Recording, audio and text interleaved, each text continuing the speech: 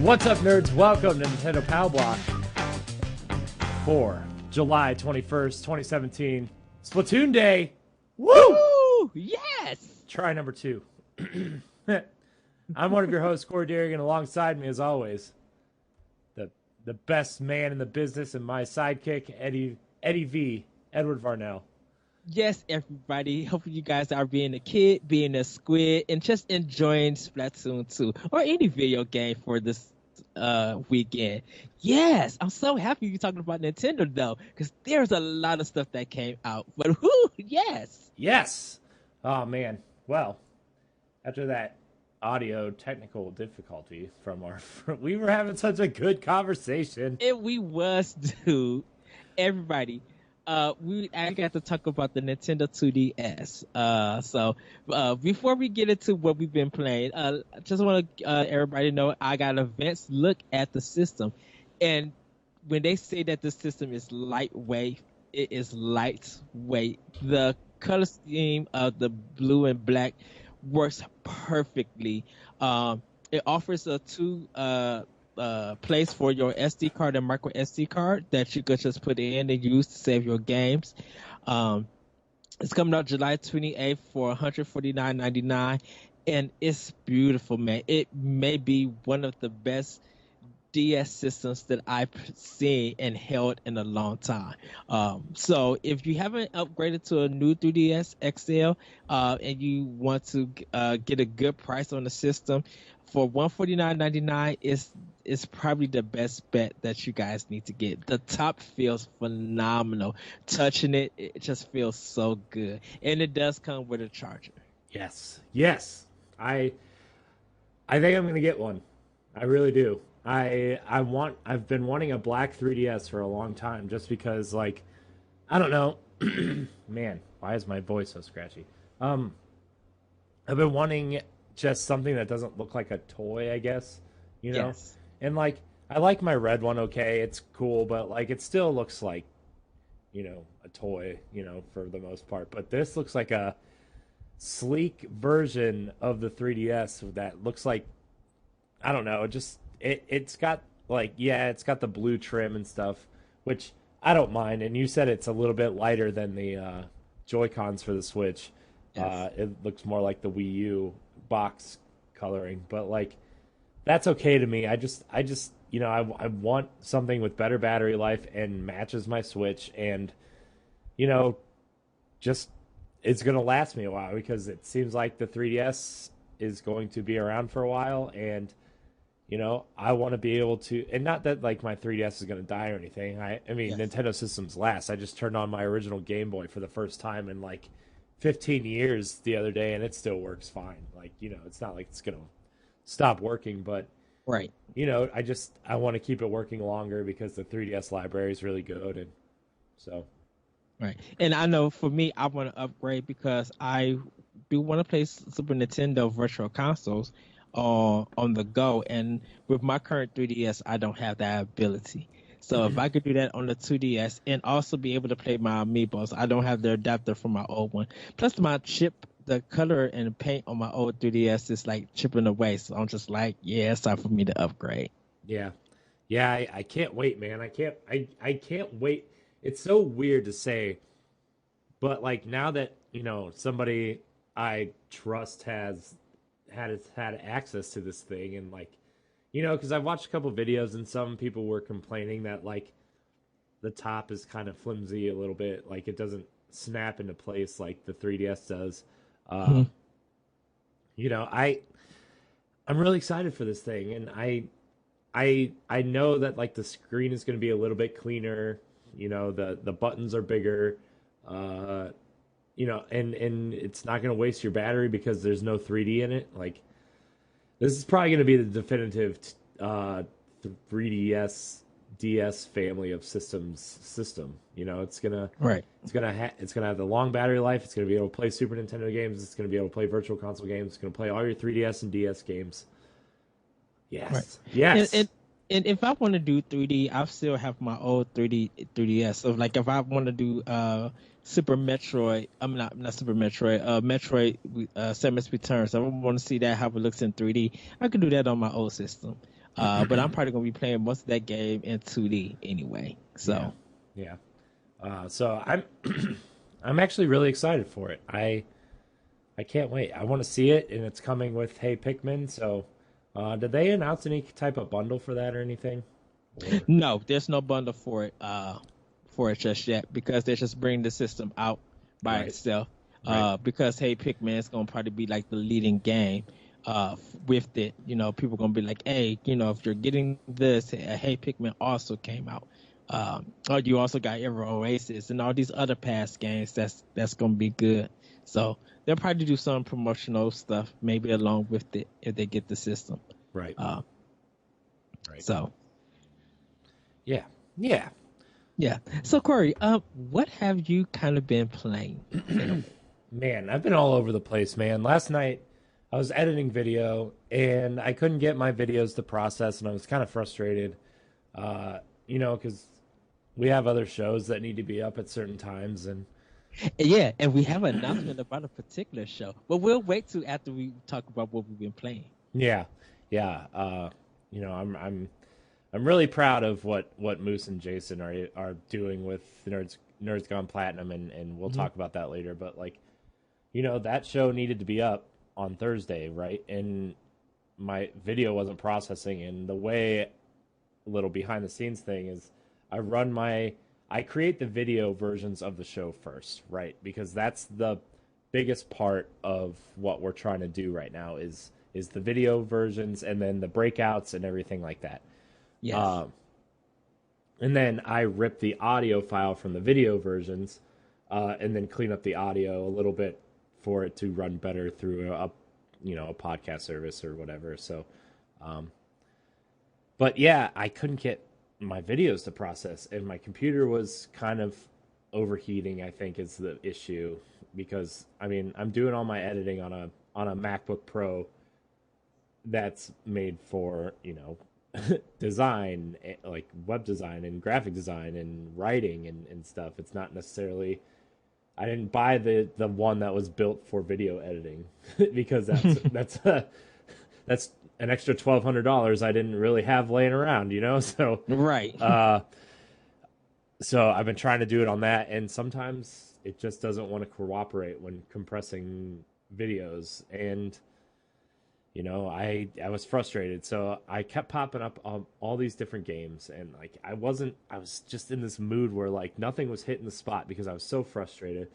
And you know, in late July, early August, somehow flies find their way through the cracks of the windows of our apartment, and they just fly around.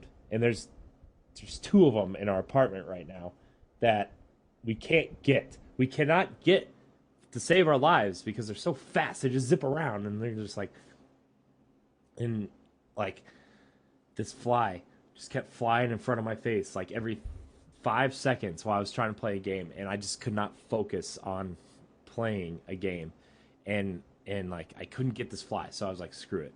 But I tried to play Halo, couldn't do it. Tried to play DMC, couldn't get into it. Tried to download the Destiny beta. My beta codes that GameStop gave me didn't work, and I was like, crap. Mm.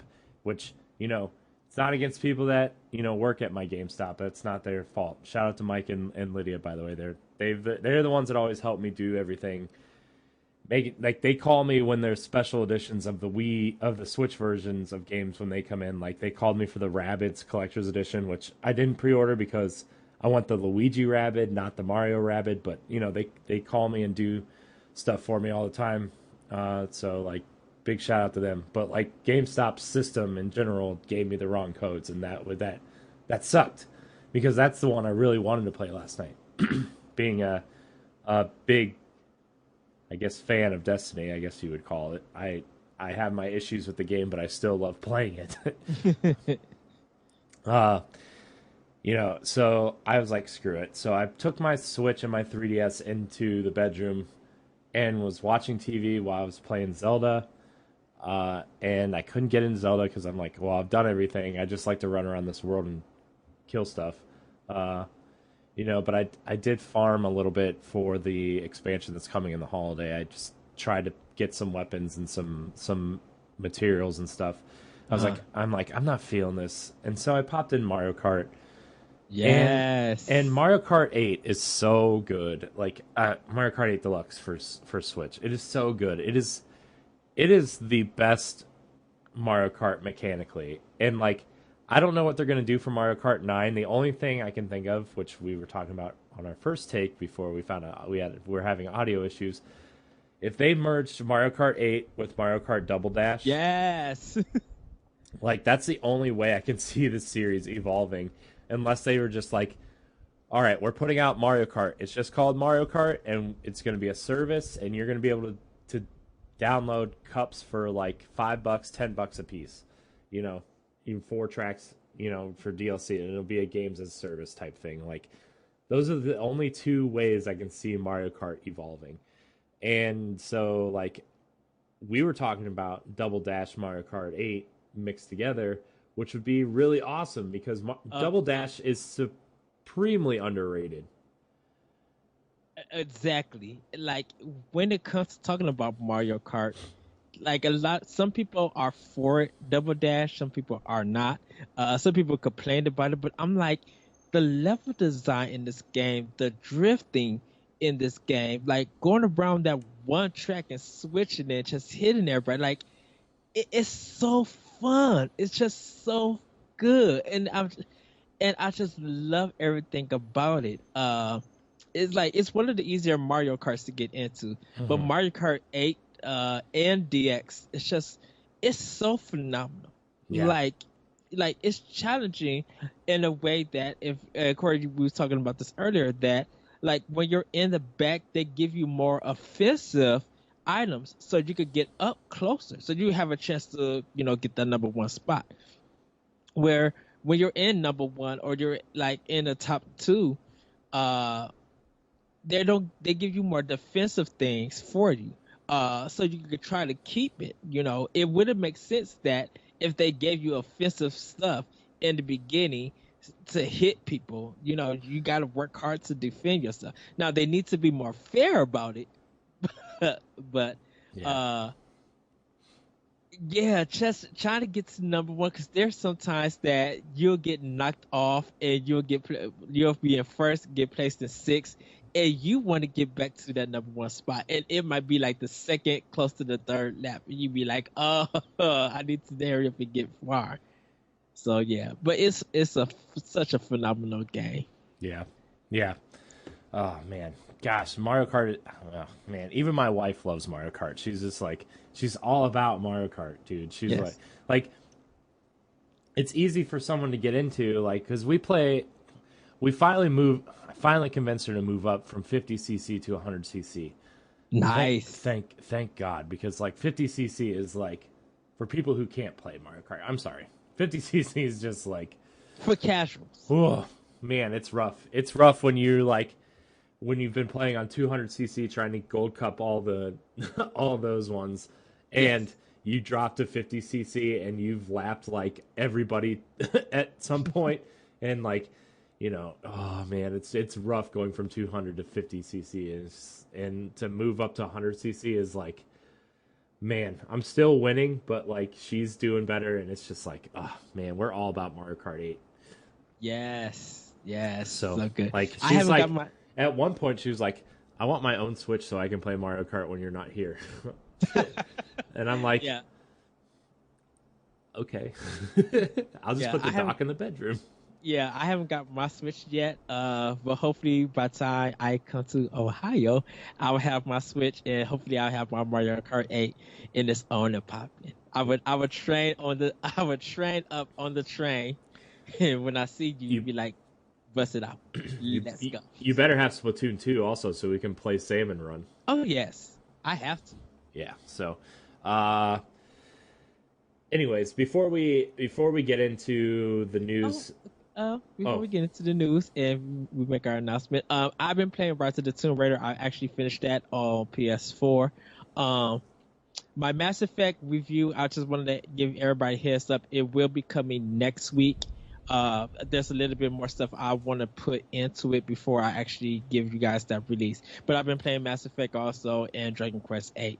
And I still haven't started Star Fox Zero yet. I'm sorry. Got to start playing other games. But Corey, we have a new show. Would you like to tell them what we got up our sleeves? Oh yeah. So sorry, I didn't mean to cut you off by what you've been playing. I just we got in that Mario Kart roll and we were Yes. just like, ah. So, two things. All right, I like how I held up one finger for two things. Two things. Uh, Nerds Gone Platinum, our PlayStation show, just did an interview with Fallen Legion developers, Yummy Yummy Tummy, and that interview is so good. And by the time you hear this, that'll be up on that audio feed as per request from the developers. It is an audio only thing, so you can listen to it on our YouTube channel. There's just no video that goes with it. It's just the NerdsCon Platinum logo and the interview. So either way, you can listen to that.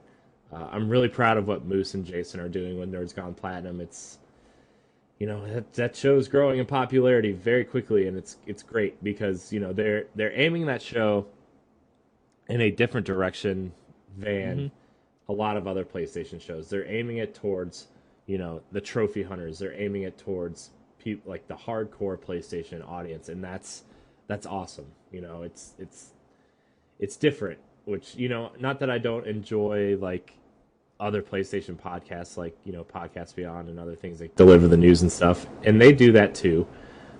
But to have a show dedicated to trophies and stuff, I'm proud of that. And like to do the interview with the Fallen Legion guys, it's a cool interview. You should go listen to it. But the other thing that Ed and I started, Let's Pod and Play. Yes! Our new video series, which we announced on last week's Arsenal X, but we finally, our first episode of that debuted yesterday with Tokyo Mirage Sessions for Wii U. And let me tell you what, man. I was hooked into Tokyo Mirage Sessions, and that's a game that I want to continue to play. Yes. And it's also a game I hope gets a second life on Switch at some point, because that game is totally built like Persona, and Persona 4 Golden was the perfect handheld RPG. Uh-huh. And if you could get that on Switch and let people take it with them and just get into that game, like, man, I love that game. The game, J-Pop, Shin Megami Tensei, and Fire Emblem all together. You would think it wouldn't work, but it does. Yeah, you guys gotta watch some of the gameplay, hear us talk about that game. We only did, like you said, like an hour and 10 minutes of it. We are gonna be playing more of it, probably personally. But yeah, the game is so good, dude. I literally enjoy it, and I'm happy that you enjoyed it too, Corey. Like, this game, it didn't get as much love that it should have, but Yeah. oh, it is such, dude. I just, when you said this game needs to come to Switch, I wasn't even thinking about it, and I'm just like, yeah, this would be a perfect Switch game. Like, literally a perfect Switch game for me. Yeah, and like, I played it for probably like 15 minutes when it came out, and like I stopped playing because we were so enthralled in Destiny at the time, me and my raid group, and we were raiding, like, we were literally raiding three nights a week with our characters because trying to get into gear and stuff. And I was like, I'll get to this when we put Destiny down, and I just never did. Yeah, and I was doing Paper Mario Color Splash. Right. I was working on that, and then I tried Tokyo Mirage. Yeah. So yeah, it is a backlog game kind of for me, but like putting it in, it's still like back in my system. So if I turn my Wii on, be like, yeah, I'm gonna probably do 3 hours worth of you, even though I need to do Zelda. Yeah. So that episode is going up, or that episode's already up. Ed and I have a couple episodes planned. Next week's episode is all about Bayonetta 2.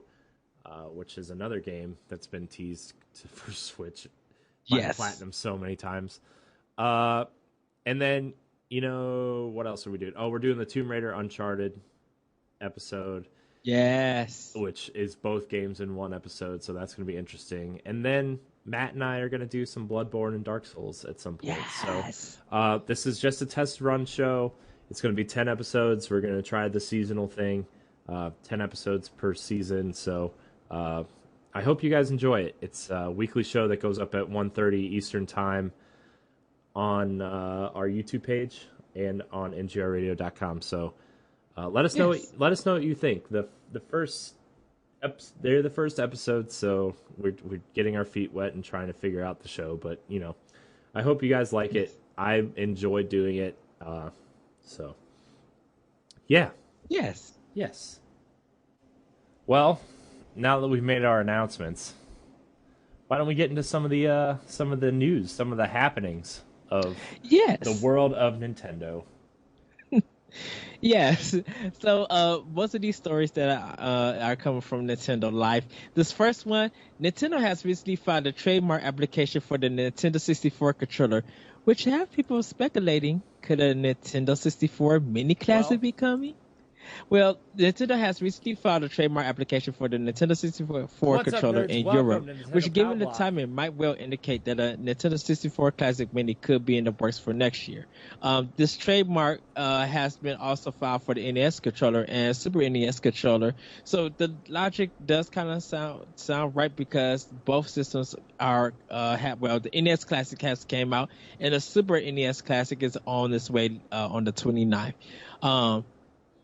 So I'm super stoked for this. The only problem that I have for it is just like what games go on the system. We know Mario 64, Ocarina of Time, Majora's Mask. We know Quest 64. Mario Kart. Nailed Oh no. it. I'm just kidding. I'm just kidding. Dude, I'm just kidding. Dude, like what I was telling you though beforehand was like a lot of the best games now are on Rare Replay for Xbox One because they're owned by Rare now, and it's like, Yes. Conker's Bad Fur Day was really fun.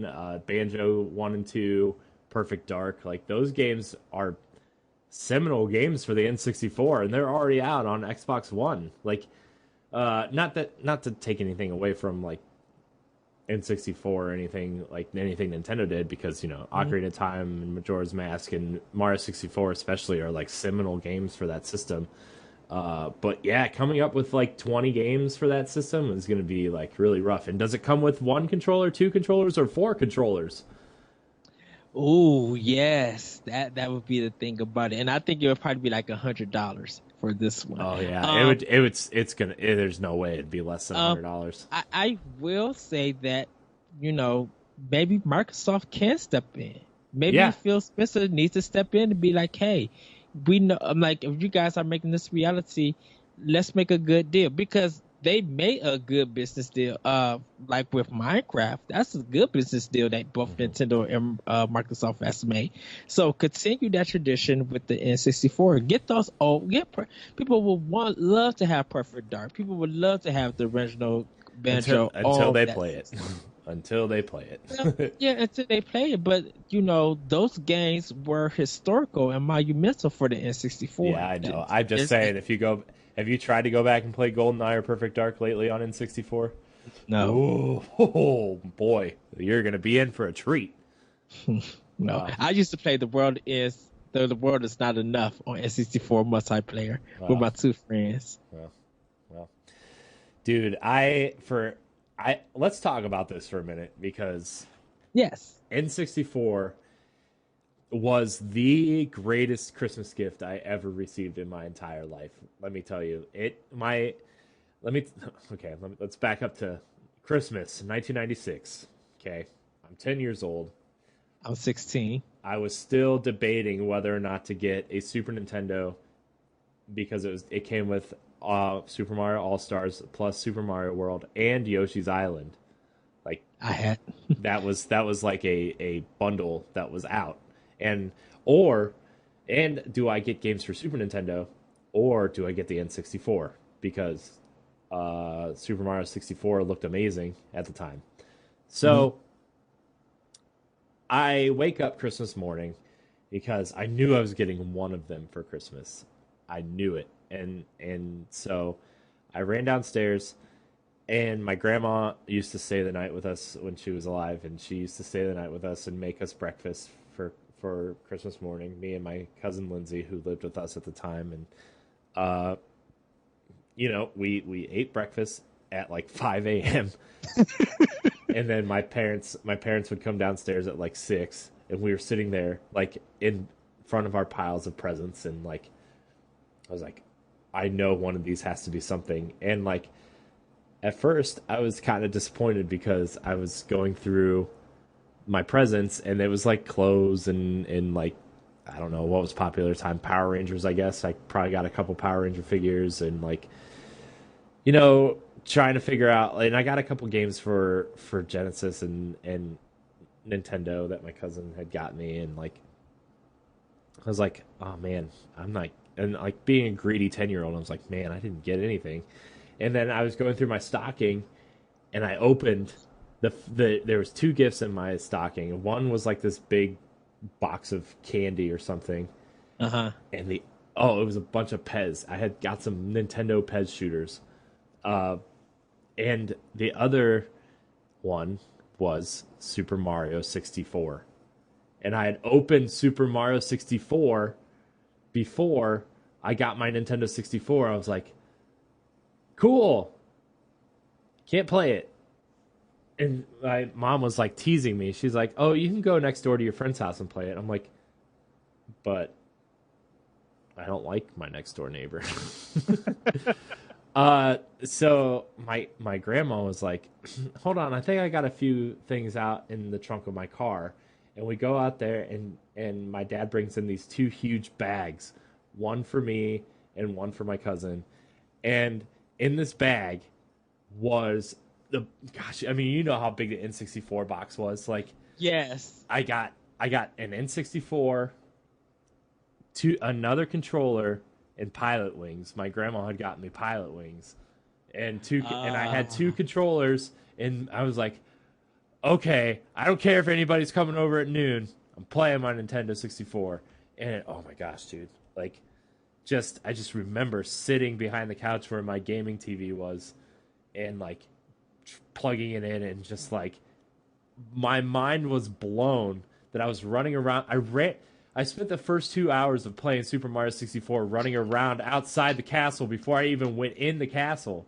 Yes, yes, And I was yes. like, I can swim underneath the water. I can jump up and climb these trees and collect coins. And I was like, this game's amazing. And then all of a sudden, I ran up to the castle. I wasn't even thinking.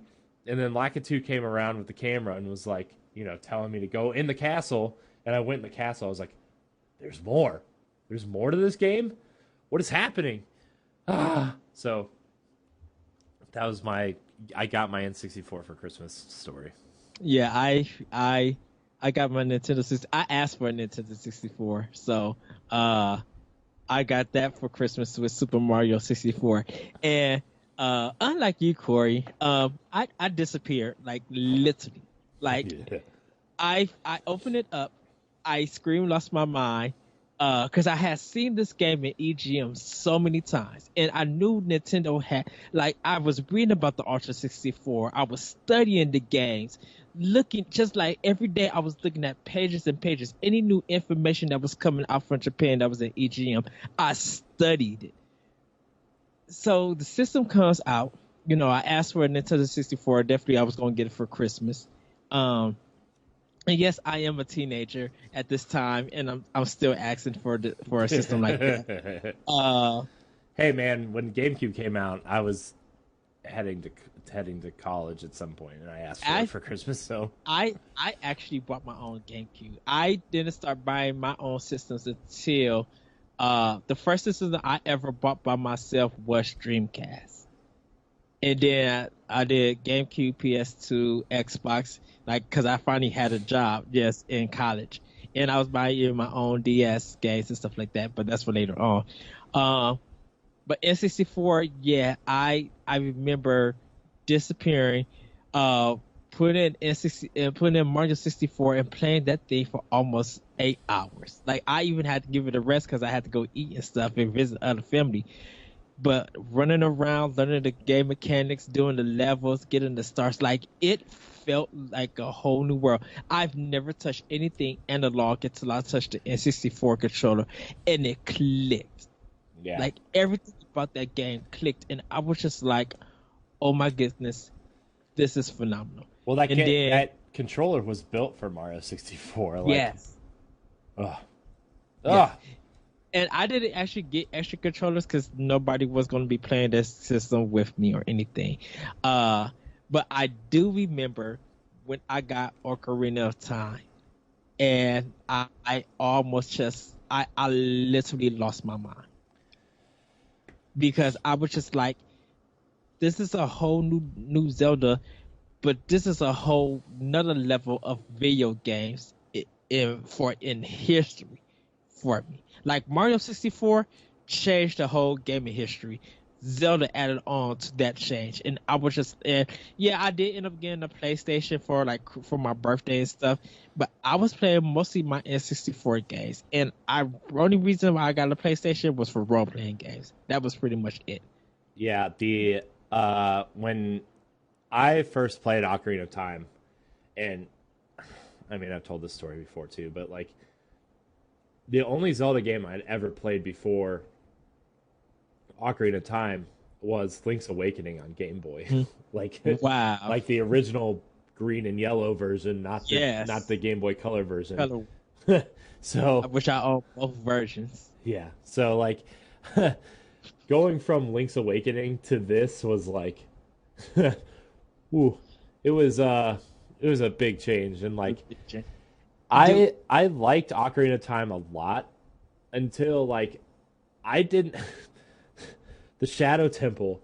I did not realize you could go back in time to finish the Shadow Temple, and I was stuck on the Shadow Temple for months to the point where like Wow.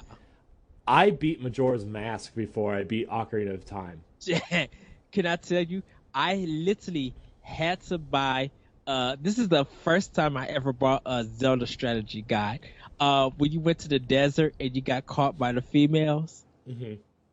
that was the time that I had to buy it because I didn't know what to do. I like, how do I get past this? Of course, you don't have YouTube or anything like that. Mm-hmm. I was just like, how do I? Once I got past that part, I didn't look at the strategy guide at all. But I spent Christmas money buying the strategy guide, buying Yeah. that strategy guide. Yeah, and like I was like, what am I like? What do I do? And so I stopped playing it, and I had such a sour taste in my mouth for Ocarina of Time that I was just like, I like, and that that's probably the sole reason that game does not make my top 5 Zelda game list is because of that frustration I had until my cousin came over the Christmas after Majora's Mask had come out, and I had already beaten Majora's Mask, which I loved Majora's Mask. I thought it was awesome. I still love that game so much. See, that game would never end up in my top five. Oh, see, it's totally in my top 5. It's probably in my top 3. But You know, we're gonna have a discussion hopefully one day, just maybe on the Power Play you where again you like that I dislike and vice versa. Because right now Majora's Mask is yours, but Final Fantasy VII is mine.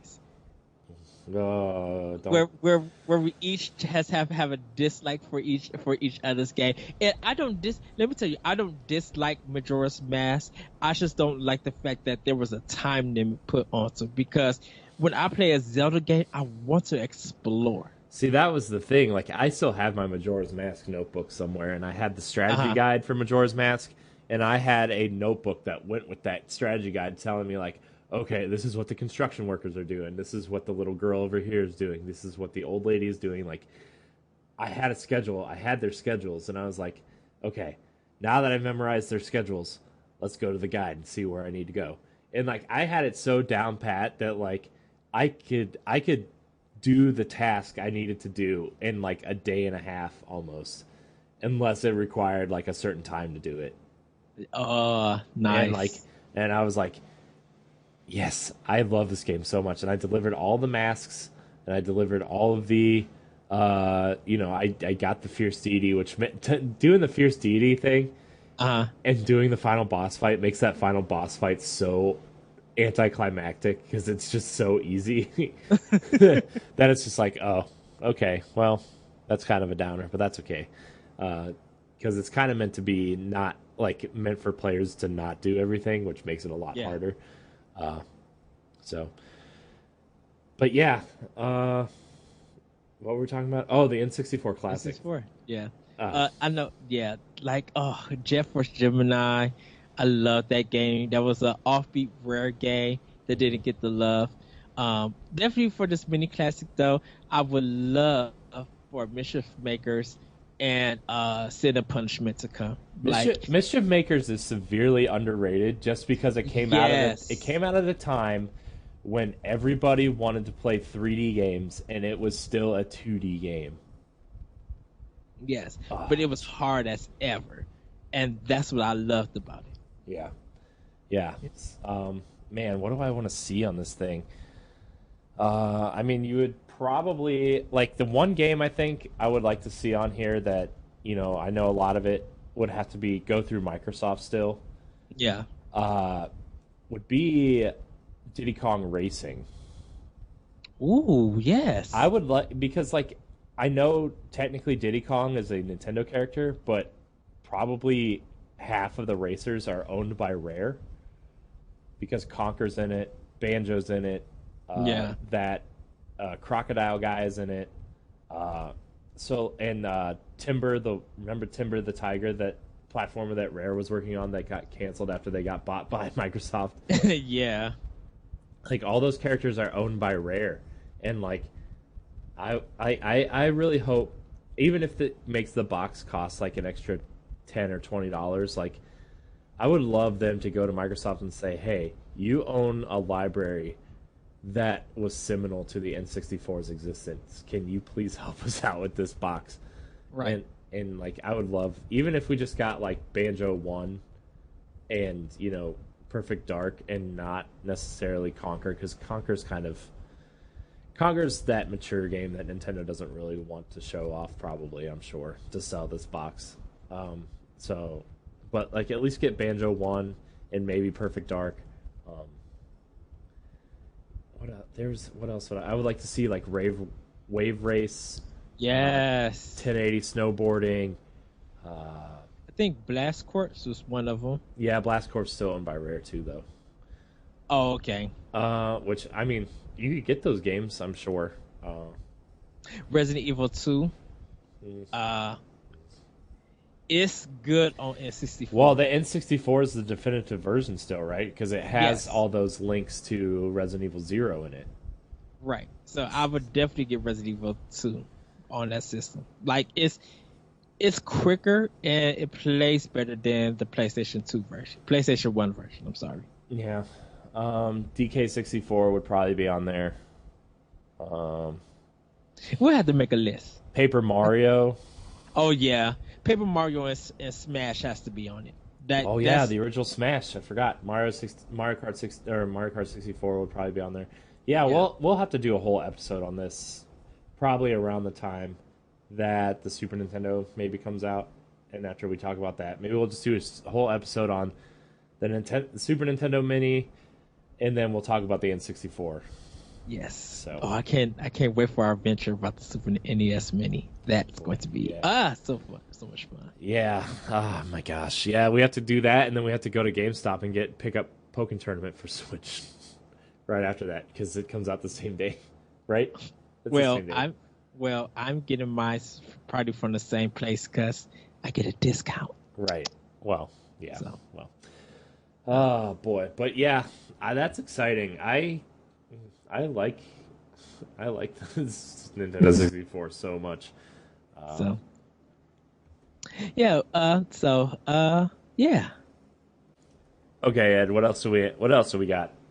You got me super hyped for this N64 thing, and I'm just like, Dude, I told you it was hard. It's hard making the list. Like literally, I was thinking about it, and it was hard making the list. Well, I'm kind of going to combine these two games, and then we'll get into the last topic after this one.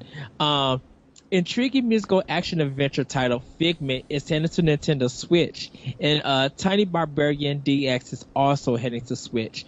With Tiny Barbarian DX, you can check out the box art that's done by famous Famitsu artists, and Figment, the musical, you can check a gameplay of how it looks. And when it's a musical, it is a musical. Like there's the enemy is singing songs in it, and it's kind of an action adventure puzzle combat game. So you do like it's on a diag, so you are going different areas. I can't Corey, you might know the art style if you look at it, but I can't figure out what this art style is. It kind of reminds me of let me look it up. Mighty Python almost, but a little bit cleaner in a sense. With the way that it looks. So those games are coming to the Switch. So those are two games that you guys can check out. Let me see this art style. It's Tiny Barbarian DX is coming in the fourth quarter of 2017 with a price of $29.99. So that's pretty cool. And I think this is the game that's coming from Nicholas is releasing it or something. Yeah. Okay. Yeah. Well, this upcoming sword and sorcery platform game will feature a charming cover illustration by world-renowned artist and character designer Susumu Matsushita. You may have come across the work of Mr. Matsushita on the cover art for a long-running Japanese magazine Famitsu. He also created Famitsu's mascot Neki the Fox, who you might remember popped up as a Super Mario Maker costume. Yeah. And it's weird because when I look at the box art for it, it reminded me of Joe and Mac on Super Nintendo. I was like, wow. But it's a really cool art style, so you guys should be able to check it out. Yeah. Cool. Nice. Yeah. Okay, Ed. What's next? So, before we get into the actual last topic or last part of the news section, just to let everybody know, Elite Angel Ekro is going to be added as DLC for Mighty Gun Vault Burst. Should be free for 2 weeks. Entire Creates has adopted a model to reward early adopters with free content, something we've seen with Blaster Master Zero. Now switching 3DS eShop title Mighty Gun Vault Burst will add content that for a period won't cost a cent. An update to version 1.1 will introduce DLC with Ekaro as a playable character. Should be familiar to those that follow the Gal Gun series and may remember her from Mighty Gun Vault. This DLC will arrive on July 27th and will be free until August 9th, after which it'll cost $1.99. And they do have a trailer for it for you to check that out. Also, Rogue Trooper Redo has a price and a release window. It's coming out October 17th for PlayStation 4, Xbox One, and PC. But it will be coming out for the Nintendo Switch soon after on the eShop after that date. So they don't give a time and a date for that one. So I think it's going to be priced at $29.99. At that, but it's not guaranteed for that price. So those are just like two breaking news stories right now. But Hyper Light Drifter might have a shot coming to the Switch. Yes. Yeah, really big. The Somber Neon action game took a lot of its cues from The Legend of Zelda and was a standout indie release of last year, with the Wii U version planned at one point. Unfortunately, the developer ran into significant development barriers, so the game ended up getting, canceled. They said they had to rebuild the whole game from the ground up to work on Wii U, so they just scrapped it. But there is a chance they're looking into bringing that game to the Switch. We don't know if it's going to be just the same game or they're going to have added content. But yeah, Hyper Light Drifter may come to Switch. Yes, I'm so excited. I like that game a lot, and that's the game that you and I have been talking about. Like, man, I really hope this comes to Switch someday, and turns out it actually might. Just So might. I'm excited. Yeah. So that's the news stories for this show for Podbach that came out. Yes. Yes, I would love to see Hyper Light Drifter. There is another game that looks like it that we was talking about on Monday's episode. I forgot the name of it. I didn't write it No, down. I'm gonna remember it. Hold on. I remember what it is. I don't remember. I'm just looking it up. It was Phantom Trigger. Yes, Phantom Trigger. And they said they were inspired by Hyper Light Drifter, and that game looks so beautiful, looks so good. Mm-hmm. Yeah, but if it comes out for Switch, Hyper Light Drifter is definitely a must buy. Yeah. There's a couple of cool games coming to Switch actually real soon. Now that we're on that kind of topic, Yes. Retro City Rampage DX is coming on July 27th for Switch. The first-person shooter, if you're interested in, it's more kind of first-person shootery / vehicle based. Like there's some cool vehicles in it called Morphite. Yes. It looks it has like this weird Metroid vibe to it, like just the way it looks. I don't know if it's actually going to be Metroid, but like a Metroid Prime, I should say. It looks like what No Man's Sky could have been if it had that design, the way that it looks. Yeah, but it looks more. It's not No Man's Sky. Yeah. It just has that look to it. That Yeah. polygonal 3D style, colorful. So it's you take on the role as Mira Kale, who ends up undertaking an interstellar adventure after her routine mission goes awry.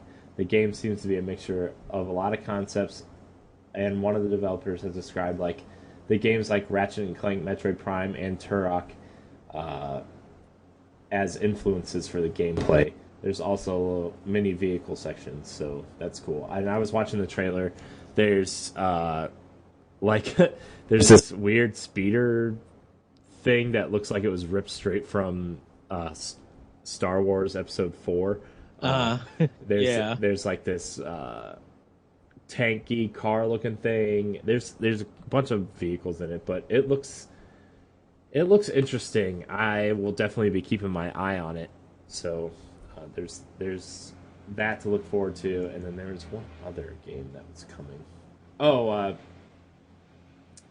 90s Super GP, which is a throwback to the old like Daytona 500 for Saturn, games like that, and that game is also coming to Switch. So it's like a stock car racing game. So those were three kind of games that I wanted to point out. So Yay. yeah, and Tiny Barbarian DX is getting a retail release. So Yes. which looks cool. It's like a weird platformer game that looks really cool, sprite based. So yeah, Well, that's the story that we covered doing Yeah. the box art. box art. Love box art. Box art's very 90s cheesy. It's awesome. The blonde girl in this box art just looks ridiculous. Exactly. So, yeah. Anyways, now what, Ed? Well, everybody know that we're getting to the fall and holiday season, and there's about to be a lot of consoles, special editions dropping this year. So, Corey, I kind of want to ask you, what would you like to see Nintendo drop as a special edition? One for Switch and one for the DS family. What game would you pack in, and how would you like to look for as this design?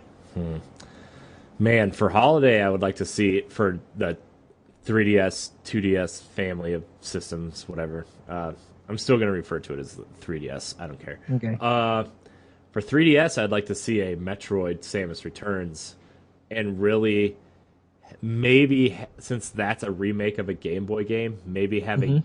Game Boy retro style with like the nasty pink buttons and the blue/purple like writing on Ooh. it, and just have the box have the DS look like that uh, off white with some gray trim, and really make it look Ooh. like an original Game Boy and pack it in with Metroid.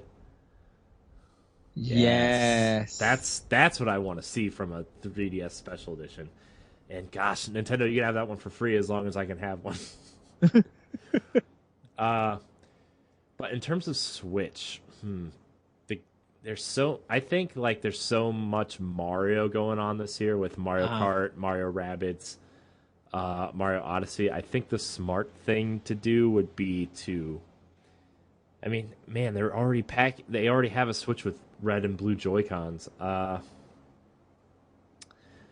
Man, I don't know. I think there's going to be one with a Mario theme, a Switch with a Mario theme, just because there's so much Mario going on this year. because normally they do something special for Black Friday. They have, but those are mostly for 3DS, and I have an idea for that one. Uh, but yeah. Yeah, Uh, I think they're going to do something with Mario, or maybe I don't know if they would do a Zelda bundle with like a cool Zelda themed Switch, just because the DLC is also coming. uh-huh. Maybe they would package Zelda in with it for an extra $50 and throw in the season pass just to get sales going on that game again. Oh, so like a 349.99 bundle in a way. And it would be like, I don't know, the Switch would have like Hyrule writing on it or something similar to what the gamepad looked like for Wind Waker, Uh-huh. but do a Zelda themed one. I can see the dock having some kind of Zelda design on it. Hmm. Like, Oh yeah, the okay. dock too. I forgot the dock existed. Okay. For me, Archer Sun, Archer Moon, Pokemon, 2DS or 3DS. I would love to see that and have the DSs look like the colors of those animals, of those legendary ones coming out for it. Normally they'll probably would do that for Black Friday, but I think that one would be cool for no holiday release. And for Switch, I'm thinking a Xenoblade Chronicles 2, Xenoblade 2 one, where where the city, where the doc, has like drawing from Xenoblade Chronicles. And instead of black, it's like it's red or something. And the Joy Cons are from Xenoblade Chronicles, where they're red with blue trimming to outline like where the blue part was in the sword. I would love like to see that. Yeah. Man, that I wonder. I just wonder if like the whole thing is like I would love to see a Xenoblade one, but Mario is the game this holiday. Like it's the game they're pushing the hardest. It's the game that's going to get people to buy Switches if they haven't bought it already. Like, Yeah. are they really going to waste a special edition on Xenoblade when they have Mario? That's the only thing I am playing around with. I think Mario is just a guarantee, but I think they have more. I think they have more design and color options with Xenoblade than they do with Mario. Yeah. I mean, yeah. I mean, they definitely do. You know. Or they could do like a. Remember the Fire Emblem one the Fire Emblem 3DS that came out when Fates came out. Yes. I could see them doing a similar thing for Xenoblade, Ooh, that would look nice. like a white Switch, because like, whatever color the console releases in, everybody wants the opposite color. So if they release like a really limited like white Switch, Hmm. or like with white Joy Cons or something, and that's the only way you could get them for like 6 months or a year. Like I can see them doing that. I I would love to have a different colored dock. Even if I had to spend like $80 on the dock itself, like as an extra, I would love to have like just like I was talking about the light blue for the 2DS. I would love to have like a light blue dock, Hmm. kind of almost like the Wii when they had that blue one. Yeah. That was a really cool look because that color and the material that they used it was just like so spot on. It's just like it really popped. So I would love to have that for my Switch. Yeah. Yeah. There's a yeah, man. Now I'm all like thinking about cool special editions. I still want a Zelda one though. I wouldn't see. I wouldn't know how do you do a Zelda one. Like, I don't know. You could do like the gold and the white. Like the gold and the white would be easy, I think. well, yeah. I think like I would love my dock to just look like the landscape, like the part where Zelda, when Link actually runs out. And you just see that wide landscape. Like I would like to see that design as my dock. Hmm. Yeah, man, that's a. I don't. The thing is too though for Switch, I don't know if they would.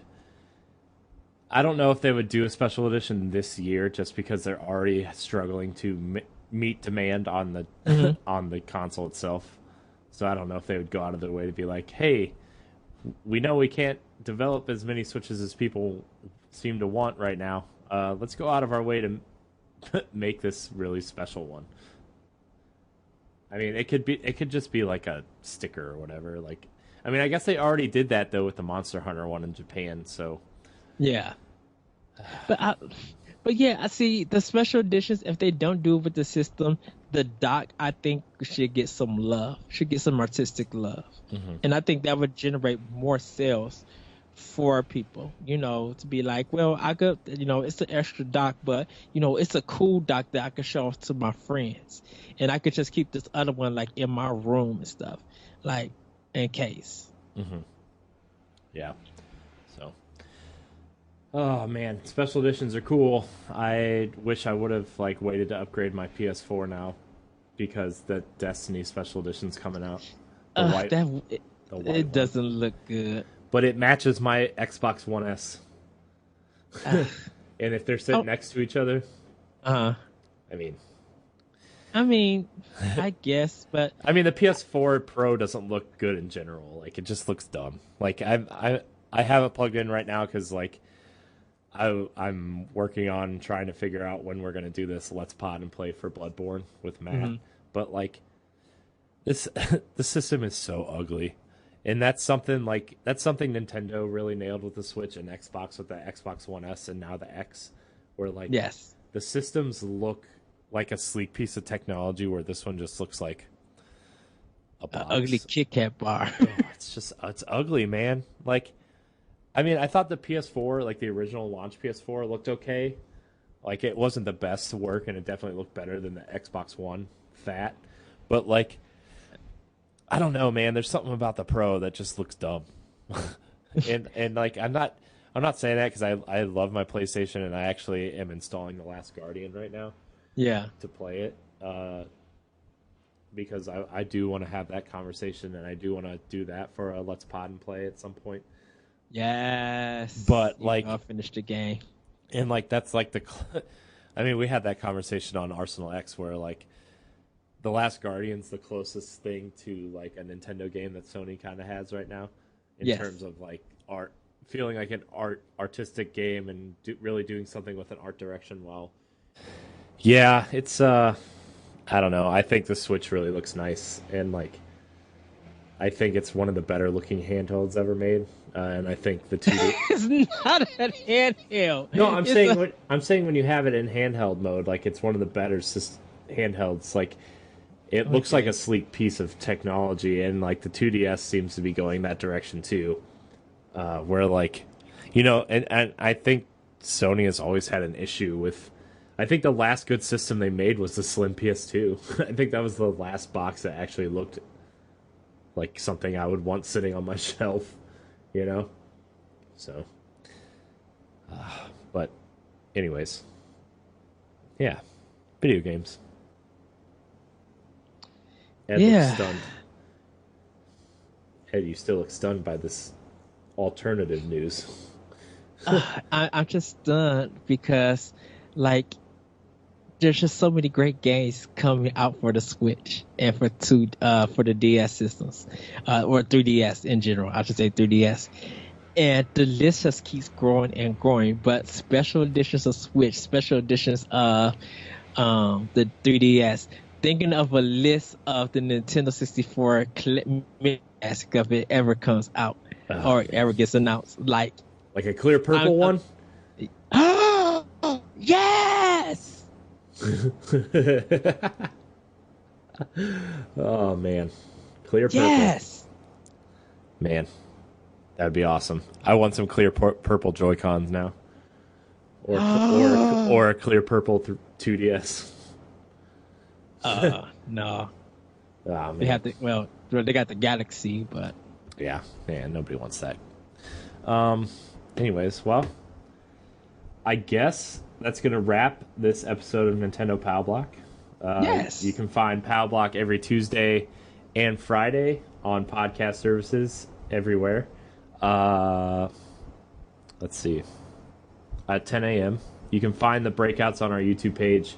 I'm gonna try an interesting experiment soon with some future episodes where I want to kind of, if you're watching, I mean, I brought this up before, but now I'm really going to try to do it, where if you're watching PAL Block, you're going to be looking at the games that we're kind of talking about, either like in trailer form or gameplay or whatever. So I'm gonna try to implement that. I want to see how that works out. You can also find Ed and I on Arsenal X, which is our Xbox show. But anyways, Ed, where can we find you? You guys can find me on Twitter at ThatBridgetCode. You can also check out my podcast, The Optional Opinion, at the AnomalousRadioNetwork.podbean.com, SoundCloud, iTunes, Google Play, and other podcast apps. I'm also on Player FM. If you look up that website, you can find Optional Opinion there. I just found that out. You also could read some of my work on NGR Radio, read some of my blogs. I posted a new The Moment at skirmishfrost.com, so you guys can read Zombies Ate My Neighbors. Check that out. Yes. Yes. I love that game. Yes. Sorry, I just got really excited because I love that game. No, and you guys can also read Optional Opinion on IGN.com under Anime, ENIME. Join me on Xbox at the Lyrical One, and join me on PlayStation 4 at Okamiko, and check out my Twitch channel, the Lyrical One, for my Listener series. And yes, also check out Let's Pod and Play in Arsenal X on NGR Radio. Yes. Yes. You can find me at Corey Hudson in HD on Twitter. You can find me at Corey in HD on Instagram. You can find me on NGR Radio on Monday mornings at 10 a.m. Eastern Time on YouTube and on iTunes, SoundCloud, Stitcher, Google Play, and now Podbean. We have switched services from SoundCloud to Podbean in terms of our primary RSS feed. You'll still be able to listen to the most current episode on SoundCloud. That's because they offer you that free service where you can have a certain amount on there. But you know, our main service, our main feed now is Podbean. I apologize in advance if your podcast service just downloaded like 10 episodes of NGR Radio, because I woke up this morning and I had the last 10 episodes of NGR Radio on my phone. I'm like, what is happening? Oh, wait.